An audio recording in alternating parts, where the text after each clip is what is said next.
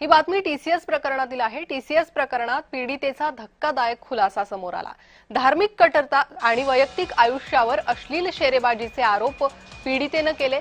प्रशिक्षण काळातच मानसिक छळ सुरू असल्याचा पीडितेचा दावा आहे। ऑफिसमध्ये नवीन तरुणींना प्लेयर म्हणून हिणवल्याचा आरोप आहे।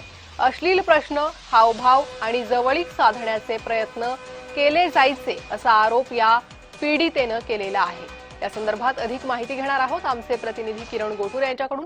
किरण, काय माहिती मिळते टीसीएस प्रकरणात?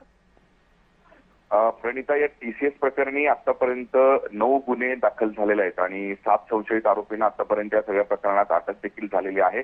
पण पीडितांनी या संशयित आरोपींवरती गंभीर आरोप केलेला आहे अशा पद्धतीचं माहिती आता मिळत आहे। इथे कामाला लागलं म्हणजे अगदी सुरुवातीलाच या पीडितांसोबत अशा पद्धतीचे अश्लील कृत्य जे आहे या संशयितांकडून करण्यात आलेलं आहे अशा पद्धतीचा दावा पीडितेच्या वतीने आहे।